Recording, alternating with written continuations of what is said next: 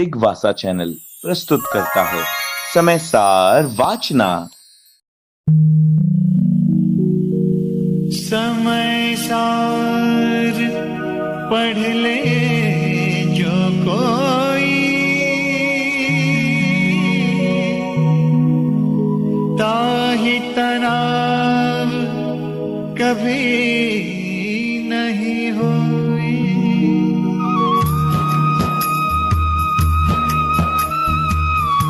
ओम नमः सिद्धेभ्यः। ओम नमः सिद्धेभ्यः। जय बोलिए त्रिकालवर्ती त्रैलोक पूज्य विश्वाराध्य पंच परमेष्ठी भगवान की, अनंतानंत सिद्ध परमेष्ठी भगवान की, वर्तमान जन शासन ऋषि महावीर भगवान की,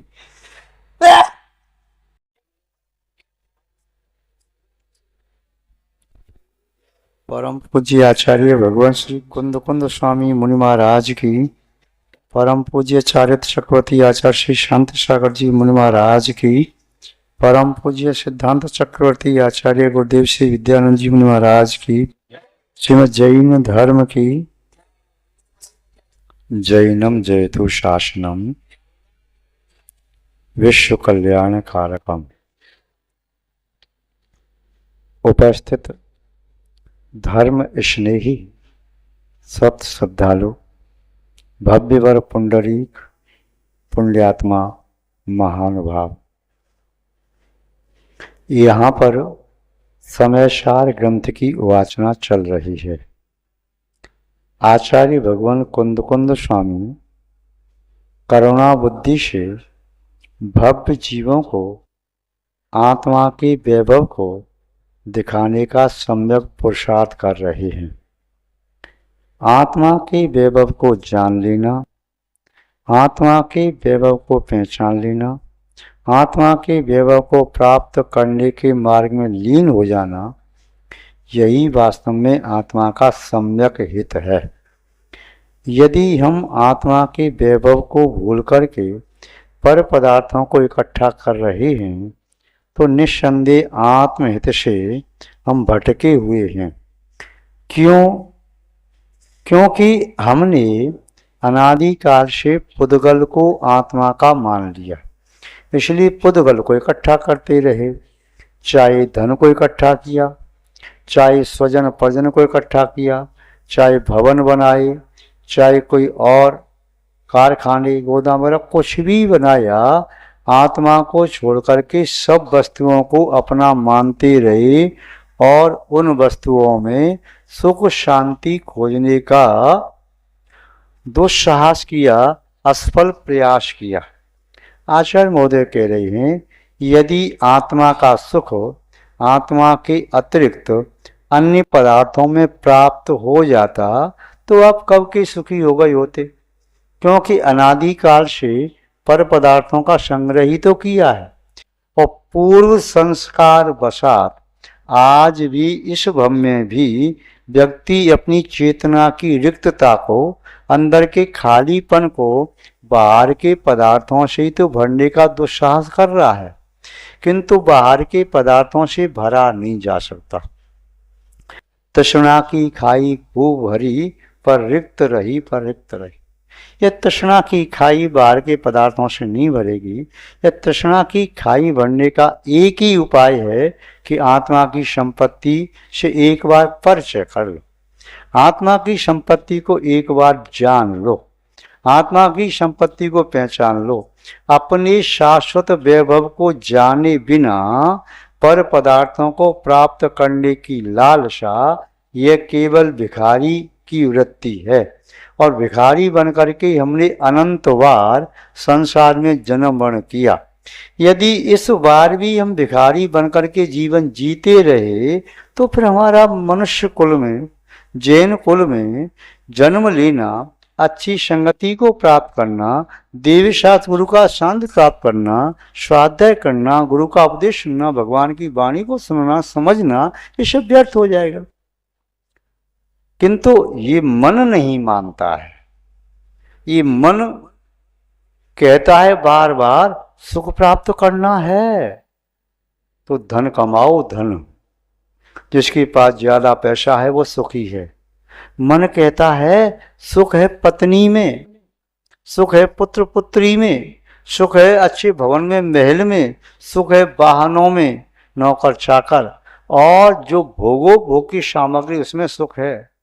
सुख है बहुत सारे मित्रों को इकट्ठा करो, सुख है अपने सेवक चापलूस इकट्ठे करो जो आपकी प्रशंसा करते रहें। किंतु आचार्य महोदय कह रहे हैं, रे मूढ़ भाई, तू आत्मा के स्वभाव को पुद्गल में खोज रहा है, वह कैसे मिलेगा?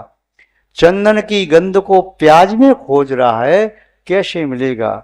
तू अंगूर का स्वाद कीकर के पेड़ पर लगी बंगली में खोज रहा है, कैसे मिलेगा? तू दूध का स्वाद मट्ठा में खोज रहा है, कैसे मिलेगा? तू काले रंग में सफेद कलर खोजने का भाव रखता है, पाप के मार्ग पर चलता है और पुण्य का फल प्राप्त करना चाहता है, बाहर की दुनिया में भ्रमण करता है और अंतर के वैभव को प्राप्त करना चाहता है। ये कदापि संभव नहीं है। जो वस्तु घर के अंदर रखी है उस वस्तु को घर के अलावा तीनों लोकों में कहीं भी देख लो और कभी भी देख लो, एक एक देश को छान छान के देख लो, किंतु वह वस्तु मिलेगी नहीं। क्यों नहीं मिलेगी? क्योंकि वह बाहर है ही नहीं।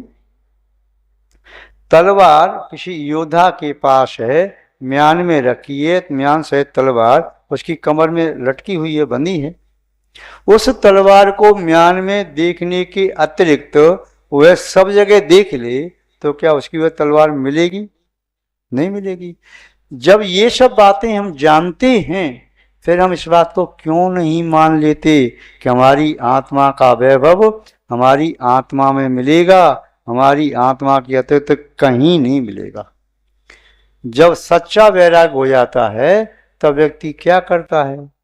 सच्चा वैराग्य होने के उपरांत वह व्यक्ति संसार के पदार्थों से विरक्त हो जाता है, उसकी आसक्ति नहीं रहती। चाहे वस्तुओं का त्याग नहीं किया, उसका उपयोग कर रहा है, जीवन है, जीना है, भोजन का त्याग नहीं किया, परंतु भोजन में ममत्व का, मूर्छा का त्याग कर दिया। वस्त्रों का त्याग नहीं किया, वस्त्रों में आभूषणों मूर्छा का त्याग कर दिया। माना कि घर का त्याग नहीं किया, तो घर में आसक्ति का, मूर्छा का त्याग किया। स्वजन परिजन का त्याग नहीं किया, उन्हें मूर्छा का, आसक्ति का, मौत भाव का त्याग कर दिया। इस प्रकार त्याग करके भरत जी घर में वैरागी बन करके रहे। 6 खंड के अधिपति होने के बावजूद भी वे मूर्छा का त्याग कर सकते हैं। उन्होंने समझा मेरी आत्मा का वैभव आत्मा के अतिरिक्त और कहीं नहीं मिलेगा, और वह आत्मा का वैभव आत्मा में मिलेगा तब जब मेरे पास सम्यक दर्शन हो, सम्यक ज्ञान हो, सम्यक चारित्र हो। उनके पास गृहस्थ जीवन में सम्यक दर्शन था, सम्यक ज्ञान भी था और देशवत रूप एक देश सम्यक चारित्र भी था, फिर भी आत्मा का वैभव प्राप्त नहीं हुआ क्योंकि सकल चारित्र नहीं था। और जैसे ही उन्होंने संसार शरीर भोगों से विरक्त होकर के यथाजा दिगंबर दीक्षा को स्वीकार किया, वस्त्र आभूषण सबका त्याग किया, औपचारिक जो अवस्थाएं वे 6 खंड के राजा थे उसका भी त्याग करके एक साधक बने। अंतर्मूर्ति में ऐसा विशुद्ध ध्यान लगा कि केवल ज्ञान को प्राप्त कर लिया। भगवान ऋषभदेव को केवल ज्ञान की प्राप्ति होने में 1000 वर्ष लगा। भरत चक्रवर्ती को, मात्र अंतर्मूर्त बाहुबली को 1 वर्ष, महावीर स्वामी को 12 वर्ष, नेमिनाथ भगवान को मात्र 56 दिन, पार्श्वनाथ स्वामी को मात्र 4 महीने, सबके अलग अलग समय रहे छद्मस्त काल के। जिसने पहले से तैयारी कर ली है, जो व्यक्ति दौड़ लगाने के लिए रेस में प्रथम आने के लिए आप लोग को तैयार खड़ा है, जैसे 1 2 3 बोला उसने जोड़ना प्रारंभ कर देता है। दूसरा व्यक्ति कहता अरे मैं तो अभी तैयार ही नहीं हो पाया, तो वह लेट हो जाता है। तो भरत चक्रवर्ती आत्मा के वैभव को प्राप्त करने के लिए इतनी आतुर हो गई, इतनी आतुर हो गई, उन्हें 6 खंड का राज्य भार दिखाई दे रहा था। उन्हें 32,000 मुकुटबद्ध राजा जो चरणों में नमनीभूत थे, भारभूत लग रहे थे। उन्हें 96,000 रानियां वह बेड़ी की तरह से लग रहे थे। और सारा परकर घर कारागृह बनता बेड़ी, परिजन जन रखवारे। और उन्होंने घोड़े 18, घोड़े छोड़े 84 लख हाथी, और कैसे छोड़ दिए? इत्यादि संपद बहु तेरी, जीर्ण तृण सम त्यागी।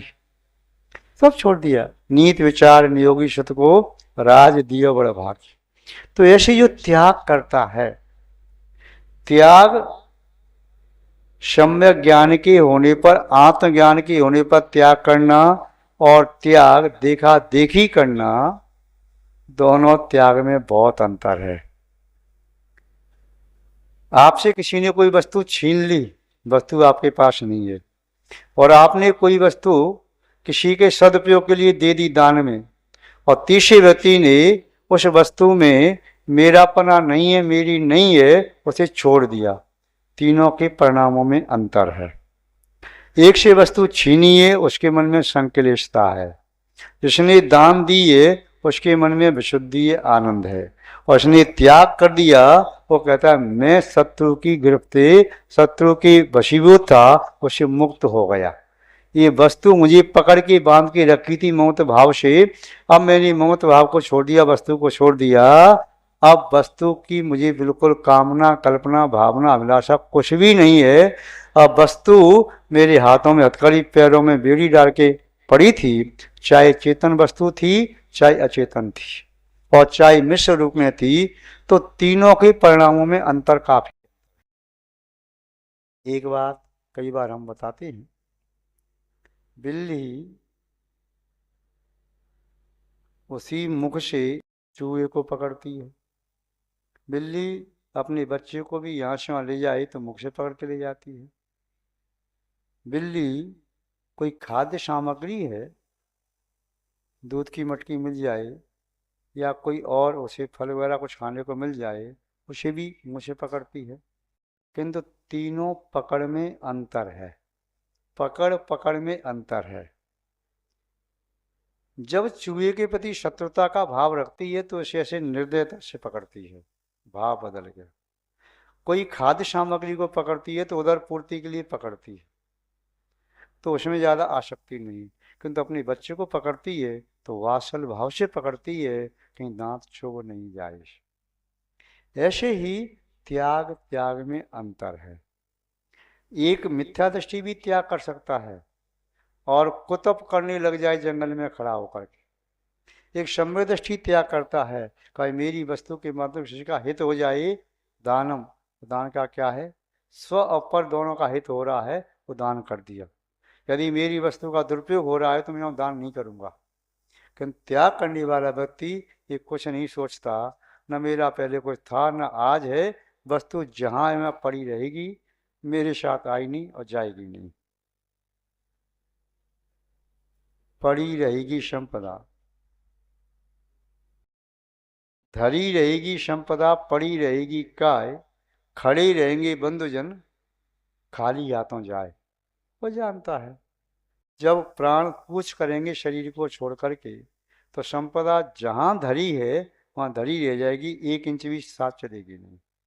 शरीर जहाँ प्राण छोड़ेगा, शरीर वहीं पड़ा रह जाएगा, साथ में नहीं जाएगा। इस शरीर को आपने नहलाया धुलाया, अच्छी अच्छी वस्त्र पहनाई, आभूषण पहनाई, अच्छा अच्छा खाने पीने के लिए दिया, जो मांगा वह दिया। कभी चरपरा, कभी नमकीन, कभी मीठा, कभी कसायदा, कभी खट्टा, सब प्रकार का आपने दिया। तो फिर भी और शरीर कहेगा भैया बस मेरा काम यहीं तक है। शरीर से कहो कि चलो साथ में तो चलो, तो पागल हो गए क्या? कैसी अनहोनी कहो रे चेतन, भांग खाई का भय मतवारे, संग चली ना चलूं कबहूं, यही अनाद स्वभाव हमारे। इंद्र नरेंद्र धरिंद्र के संग, नहीं चली तू क्या कौन विचारे, कोट उपाय करो तुम चेतन, तो ना जाऊं संग तुम्हारे। करोड़ों उपाय कर लो, तभी किसी की देह, किसी का शरीर किसी के साथ जाता है क्या? नहीं जाता। सबको मालूम है कि यही छूट जाएगा। मिथ्या दृष्टि भी जानता है, सम्यक दृष्टि भी जानता है, अवृत्ति भी जानता है, वृत्ति भी जानता है, महावृत्ति भी जानता है। जानते तो सब हैं, किंतु सबके जानने में अंतर है। एक व्यक्ति का ज्ञान है शब्द ज्ञान, दूसरे व्यक्ति का ज्ञान है वह सम्यक ज्ञान, तीसरे व्यक्ति का ज्ञान है तत्व ज्ञान, और चौथे व्यक्ति का जो ज्ञान है वो आत्मबोध है। जब आत्मबोध होता है तो वस्तु के छूटने से वह परम विशुद्धि बढ़ती है। आत्मबोध होते ही आत्मा की निधि प्राप्त हो जाती है। शब्द ज्ञान से छोड़ा है तो आत्मा का वैभव नहीं मिलेगा। सम्यक ज्ञान को प्राप्त करके छोड़ा है तो आपको किंचित पुण्य मिल जाएगा। तत्व चिंतन करते छोड़ा है तो जब तक उसमें उपयोग नहीं है तब तक आपकी संबंध रचना हो रही है। किंतु जब आपने आत्मबोध को प्राप्त करके छोड़ दिया तो निर्विकल्प ध्यान है, तो आप मोक्ष मार्ग में तीव्र गति से बढ़ रहे हैं, जैसे कोई एरोप्लेन से यात्रा कर रहा हो। महान भाव त्यागात शांति। आत्मा में शांति त्याग से मिलेगी। आत्मा में अशांति राग से बढ़ेगी, द्वेष से बढ़ेगी। किसी व्यक्ति ने आपसे अपशब्द कह दिए, आपको संक्लिष्टता बन गई, आपके मन में उसके प्रति द्वेष का भाव आ गया। यदि आप उस वस्तु को छोड़ दो, उसके प्रति द्वेष को छोड़ दो, तो अपने शांति आ जाएगी। किसी ने आपका उपकार किया और आपके मन में उसके प्रति राग का भाव आ गया, यदि उसका वियोग होता है तो संक्लिष्टता बनेगी। और यदि आपने उसके प्रति राग छोड़ दिया, उस वस्तु को छोड़ दिया, तो आपकी संक्लिष्टता नहीं, विशुद्धि बढ़ेगी। त्याग करने से जिस वस्तु के प्रति मोह का भाव था, जिस वस्तु के प्रति तीव्र राग का भाव था या द्वेष का भाव था, यदि ये भाव रहेगा तो संक्लिष्टता बनेगी। संक्लिष्टता त्यागने का कारण है वस्तु का त्याग और फिर बाद में वस्तु के प्रति ममत्व भाव का त्याग। यदि अकेली वस्तु त्याग दी, ममत्व भाव को नहीं त्यागा, तो भी शांति नहीं मिलेगी। और यदि आपने वस्तु को नहीं त्यागा, ममत्व भाव को त्याग करने की कोशिश की और वस्तु को कस के पकड़ लिया, तो ममत्व भाव छूटेगा नहीं। यदि आप कहो मेरी मूर्छा नहीं है, तो मूर्छा नहीं है तो वस्तु को पकड़ के क्यों बैठे? एक व्यक्ति बुद्धिपूर्वक वस्त्र पहनता है, ये पहनूँ, ये पहनूँ, ये पहनूँ, ये पहनूँ, इसकी मैचिंग है। और एक व्यक्ति यथाजा दिगंबर साधु है, उसके ऊपर वस्त्र कितने डाल दिए, तो दोनों के परिणामों में अंतर है। दिगंबर साधु सोच रहा है कि मेरे को उपचारिक है, और वह बुद्धिपूर्वक वस्त्र को ग्रहण कर रहा है। दोनों के परिणामों में कितना अंतर है? तो ये अंतर आत्मबोध पर निर्भर करता है। एक के पास आत्मबोध है, दूसरे के पास नहीं। वस्त्र दोनों के पास है, आभूषण दोनों के पास है। मानो किसी ने आके किसी मुनि महाराज के गले में हार पहना दिया, विश्रामय कर रहे थे, आंख बंद करके बैठे, या कोई वस्त्र डाल दिया, तो वो उसे उपसर्ग मान करके विशुद्धि बढ़ा रहे हैं। और दूसरे व्यक्ति जो बुद्धिपूर्वक ग्रहण कर रहे हैं, तो उनकी ममत्व बुद्धि है। हमारी तो खाने पीने को आसक्ति नहीं है। तो थाली में 4 चीज होती हैं, तो आपका हाथ जो आपको वस्तु इष्ट लगती है उसके पास ही क्यों जाता है? यदि आपको रसगुल्ला अच्छा लगता है तो अन्य वस्तु छोड़ करके आपका हाथ रसगुल्ला पर ही क्यों जाता है? फिर ऐसा क्यों नहीं मन करता जो आ जाए सो ठीक है भाई, जैसा है। क्यों वहीं क्यों गया? क्योंकि राग आपके हाथ को वहां तक ले गया, उस वस्तु के प्रति राग है।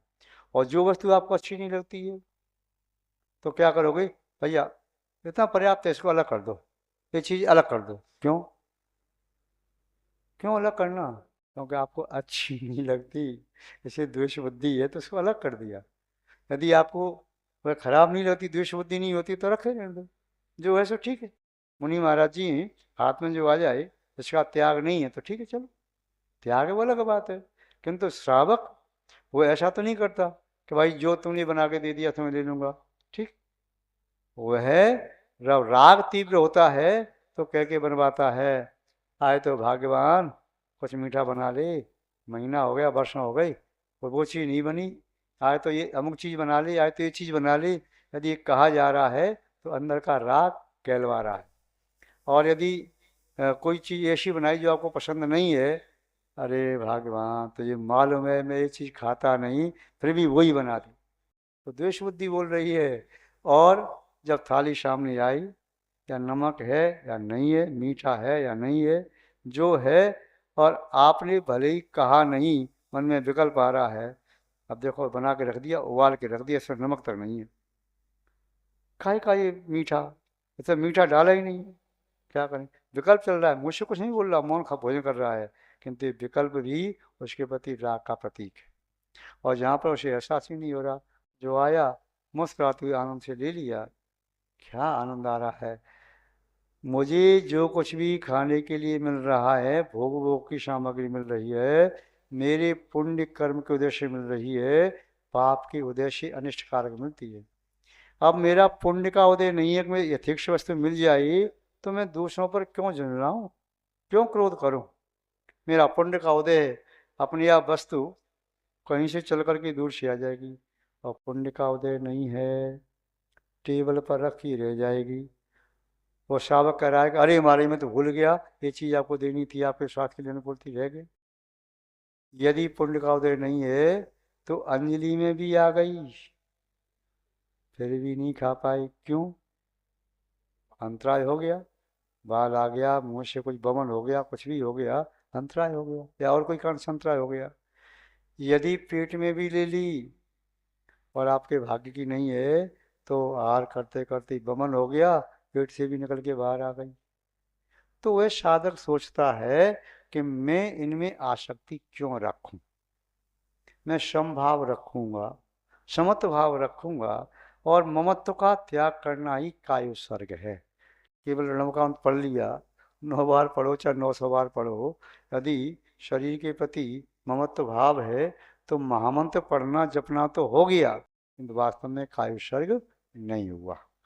काया का उत्सर्ग, काया को उठा के छोड़ना नहीं है, किंतु काय के प्रति जो ममत्व भाव है उसका त्याग करना है, यही प्रत्याख्यान है। आचार्य भगवान कुंद कुंज स्वामी आज प्रत्याख्यान के संबंध में बता रहे हैं, उन्हीं के शब्दों में देख ले कि क्या कहना चाहते हैं।